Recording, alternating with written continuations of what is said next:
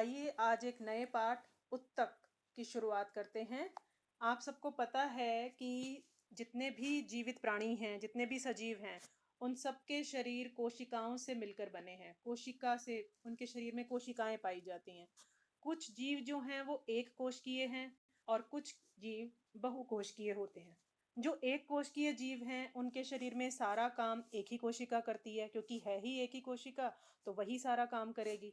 लेकिन जो बहुकोशिक जीव हैं उनमें क्या होता है कि वो थोड़े जटिल हो जाते हैं अपनी संरचना के हिसाब से, और वो कुछ विशिष्ट कार्य करते हैं। इसलिए उनके शरीरों में सारे काम कोशिका, एक ही कोशिका या सारी कोशिकाएं किस प्रकार काम करें, श्रम का विभाजन कैसे हो, तो इन सब के लिए कुछ कुछ कोशिकाएं अपने अपने समूह बना लेती हैं। और हर समूह शरीर के लिए एक विशेष कार्य करता है। कोशिकाओं के इसी समूह को उत्तक कहते हैं। कोशिकाओं का समूह क्या कहलाता है? उत्तक। ये इसकी आसान सी एक परिभाषा है कि कोशिकाओं का समूह जो शरीर के लिए एक विशेष कार्य करता है। क्या आप अपने दिमाग में कुछ उत्तकों के नाम सोच सकते हैं? अपने शरीर का ही एग्जाम्पल ले लीजिए। अगर हम नाक की बात करें तो नाक के अंदर, या हमारी त्वचा है, जैसे त्वचा हमारा एक अंग है, उस अंग में कई प्रकार के उत्तक हैं, है ना। हृदय हमारा एक अंग है, अंग में उत्तक होते हैं, और उत्तक किनसे मिलके बने होते हैं? कोशिकाओं से। तो एक बार यहाँ देखते हैं कि किस प्रकार से वर्कशीट को शुरू किया जा रहा है। कोशिकाएं शरीर में किस प्रकार कार्य करती हैं, ये क्वेश्चन उठता है। और क्या पौधों की कोशिकाएं भी हमारे शरीर की कोशिकाओं की तरह ही कार्य करती हैं? तो इसका उत्तर क्या दिया जाता है कि जंतु और पादप दोनों ही बहुकोशिकीय जीव हैं, जो विभिन्न प्रकार की कोशिकाओं द्वारा बने होते हैं। जैसे अभी हमने बात की, इन जीवों में सभी कोशिकाएं सारे कार्य नहीं कर सकती। अब बहुत सारी कोशिकाएं हैं, तो सारी क्या एक जैसा कार्य करेंगी? नहीं, वे सब अपने अपने विभिन्न समूह बना लेती हैं और एक एक प्रकार का कार्य शरीर के लिए करती हैं। तो एक ही प्रकार की संरचना और कार्य करने वाले कोशिकाओं के समूह को उत्तक कहा जाता है। जो परिभाषा अभी मैंने आपको दी कि कोशिकाओं का समूह जो शरीर के लिए विशेष कार्य करता है, तो वह भी ठीक है। और ये वाली परिभाषा भी आप लिख सकते हैं कि एक जैसी संरचना और एक जैसा कार्य करने वाली कोशिकाओं के समूह को उत्तक कहा जाता है। ठीक है। क्योंकि कई उत्तक बेटा ऐसे भी होते हैं, आप पढ़ेंगे इस पाठ में आगे, कि जिनमें जो संरचना कोशिकाएं हैं उनकी संरचना एक जैसी नहीं होती, अलग अलग होती है। और वो थोड़ा थोड़ा काम मिलजुल कर तो एक ही काम कर रही होती हैं शरीर के लिए, चाहे पौधे का हो चाहे जंतुओं का, लेकिन संरचनाएं अलग भी होती हैं। तो ये परिभाषा थोड़ी सी कह सकते हैं कि हर केस में फिट नहीं बैठती। इसलिए जो परिभाषा मैंने आपको दी है कि कोशिकाओं का समूह जो शरीर के लिए एक विशेष कार्य करता है, उसे उत्तक कहते हैं, वो ज्यादा अप्रोप्रिएट है। अब विभिन्न प्रकार के उत्तक मिलकर अंगों का निर्माण करते हैं। विभिन्न अंगों के उत्तकों की कोशिकाएं अलग होती हैं, मतलब अंग अलग हो गए तो उनके उत्तकों की कोशिकाएं भी अलग हो गई, जो निश्चित कार्य करने में सक्षम होती हैं। मनुष्य और पादप यानी पौधों में दोनों में ही अलग अलग कार्य करने के लिए अलग अलग प्रकार के उत्तक होते हैं। अब जरा हम इस स्तर को जान लेते हैं कि जैसे अभी हमने बात की कि कोशिकाएं मिलके क्या बनाती हैं? उत्तक, है ना। फिर उत्तक मिलके क्या बनाते हैं? अंग। तो इसी जरा जो हमारे शरीर की संरचना है, इसके स्तरों को एक डायग्राम के द्वारा अच्छे से समझते हैं। ये आपके सामने एक चित्र है जिसमें कि ये दर्शाया गया है कि देखिए, पहले होते हैं अणु। ये पार्ट जो है बेटा, अगर हम साइंस के 3 डिविजन्स देखें, बायोलॉजी, केमिस्ट्री और फिजिक्स, तो ये जो चैप्टर है ये बायो का है। और कोशिकाएं जो हैं ये अणुओं से मिलकर बनी हैं, और अणु बने हैं परमाणुओं से। जो छोटे छोटे दिखाए हुए हैं ये परमाणु हैं। आपको पता है परमाणु जो हैं वो मिलकर के अणु बनाते हैं, और अणु जो हैं ये कोशिका बनाते हैं। यहाँ पर आपके सामने एक आरेखित पेशी कोशिका का चित्र बना हुआ है, जैसा कि आपने 9th क्लास में किया था। तो ये जो हिस्सा है परमाणु से अणु और अणु से कोशिका का, ये केमिस्ट्री वाला पार्ट हो जाता है। अब जब बहुत सारे अणु मिलकर एक सजीवों जैसा कार्य करने लग जाते हैं तो हम उसे कोशिका बोलते हैं। अब ये कोशीय स्तर की बात आ गई। तो आपकी एनसीईआरटी में या जितनी भी ज्यादातर रेफरेंसेस बुक्स हैं, वहां सिर्फ ये कोशिका वाले स्तर से ही शुरुआत की जाती है। अब कोशिका जो है, कोशिकाएं मिलकर के क्या बना रही हैं? ये उत्तक। आपने 9th क्लास में इस तरह की बहुत सारी कोशिकाओं के समूह का चित्र भी बनाया था, जो बहुत इंपॉर्टेंट होता था। अब उत्तक मिलकर के क्या बना रहे हैं यहाँ पर? ये अमाशय। ठीक है ना, ये अमाशय अंग है। यानी कि अगला स्तर क्या आ गया? अंग। ये लिखा हुआ है अंग स्तर। अब अंग जो है ये अंग तंत्र, है ना। अंग तंत्र यानी कि जिसमें बहुत सारे अंग मिलजुल कर एक दूसरे के साथ कोऑर्डिनेट करके शरीर के लिए एक बड़ा कार्य करते हैं। अब ये कौन से तंत्र का आपको एग्जाम्पल है? पाचन तंत्र का। पाचन तंत्र में ये अमाशय एक अंग है। ऐसे ही ग्रसिका एक अंग है, उसमें भी कुछ उत्तक होंगे, उसमें भी कुछ कोशिकाएं होंगी। छोटी आंत है, छोटी आंत में उत्तक होंगे, कोशिकाएं होंगी। तो इस तरह से ये स्तर आप आगे पीछे होकर के देख सकते हैं कि कैसे कैसे लेवल बढ़ते हैं। तो अंग के बाद आया तंत्र का स्तर, अंग से तंत्र बना और बहुत सारे तंत्र, पाचन तंत्र, श्वसन तंत्र, उत्सर्जन तंत्र, इस तरह के इतने सारे सिस्टम, इतने सारे तंत्र हमारी बॉडी मिल करके हमारी शरीर बनाते हैं, हमारी बॉडी को बनाते हैं। ठीक है, फिर शरीर का स्तर आ जाता है। तो इस प्रकार हम कह सकते हैं कि कोशिका, कोशिका से बना, कोशिकाएं मिलकर बनाती हैं उत्तक, उत्तक मिलकर बनाते हैं अंग, अंग मिलकर बनाते हैं तंत्र और तंत्र बनाते हैं शरीर।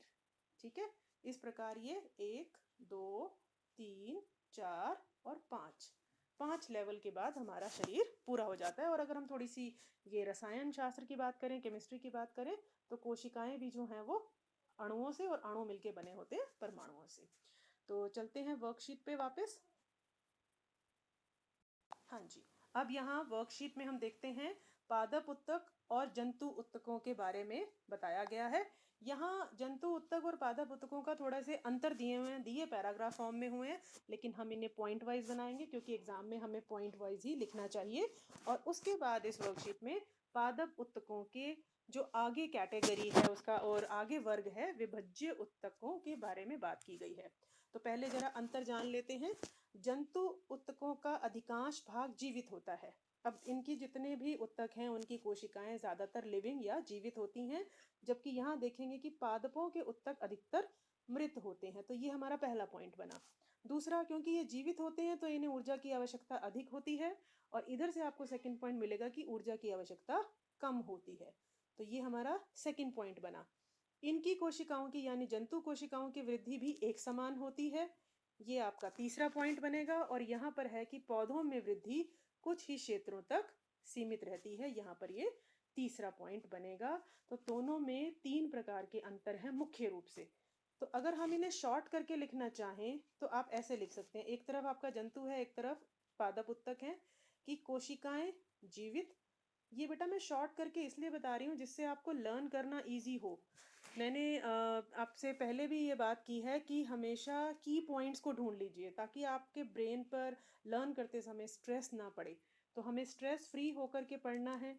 अगर आप ये की पॉइंट्स लर्न कर लेंगे, की पॉइंट छोटे छोटे चीज़ें हैं, ब्रेन बड़ी जल्दी इजीली आराम से लर्न कर लेगा और आपको पूरी लाइन अपने आप याद आ जाएगी। ये बिल्कुल एक मैजिक की तरह काम करता है कि अगर आपने छोटे छोटे पॉइंट्स ही ब्रेन को लर्न कराने हैं, अपने दिमाग से वही लर्न करने हैं, तो आप जब एग्जाम में लिखेंगे तो आप पूरी लाइन बना पाएंगे उससे। आप बिलीव नहीं करेंगे, इट वर्क्स, करके देखिएगा। तो जीवित और मृत लिखिए, बस अपने नोट्स बनाते हैं उसमें यही लिखिए। उसके बाद है ऊर्जा अधिक। सेकंड पॉइंट क्या लिखेंगे आप? ऊर्जा अधिक। और इसमें सेकंड पॉइंट लिख लेंगे ऊर्जा कम। खाली कम भी लिखेंगे ना तो भी रिलेट कर लेगा ब्रेन आपका। तीसरा है वृद्धि एक समान, और इसमें लिखेंगे कुछ क्षेत्रों तक। बस इतना लिखिए और आपका एक क्वेश्चन तैयार हो गया। आप ऐसे करके देखिए, जब भी आपके पास कोई सी भी बुक से आप पढ़ते हैं, आप अपने हाथ में पेंसिल रखिए, पेन रखिए, हाइलाइटर रखिए, और साथ साथ इस तरह से शॉर्ट नोट्स वहीं बुक में ही बना लीजिए जहाँ कहीं स्पेस दिखता है, या फिर जैसे आपको कंफर्टेबल लगे कि कॉपी में बनाना है अलग से, तो you can do that way. लेकिन ये हाईलाइटिंग जरूर करते जाइए। तो उन्हीं की वर्ड्स पर इस तरह से सर्कल कर लिया, किसी भी तरह से जो वे आपको ठीक लगे। अब हम देखते हैं कि पादप उत्तक जो हैं, पौधों में कुछ उत्तक जीवन भर विभाजित होते रहते हैं।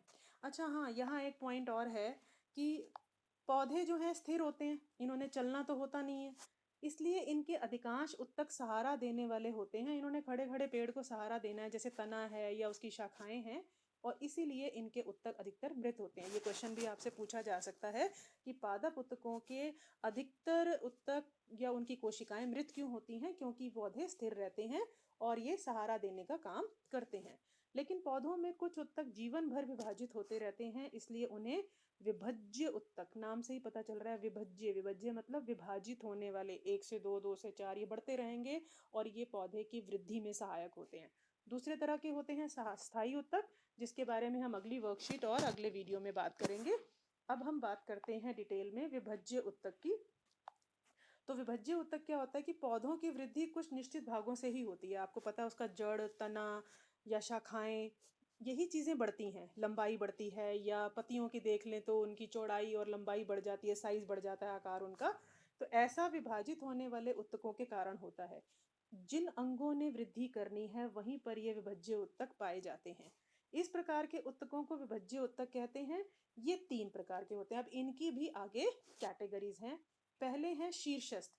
शीर्षस्थ जो है ये जड़ और तनों के वृद्धि वाले भाग में होते हैं। ये पौधे की लंबाई में वृद्धि करवाते हैं। इनके को ये बेटा ये क्वेश्चन भी आता है कि 3 प्रकार के विभज्य उत्तक कौन से हैं। ये देखिए यहाँ क्वेश्चन भी दिया हुआ है।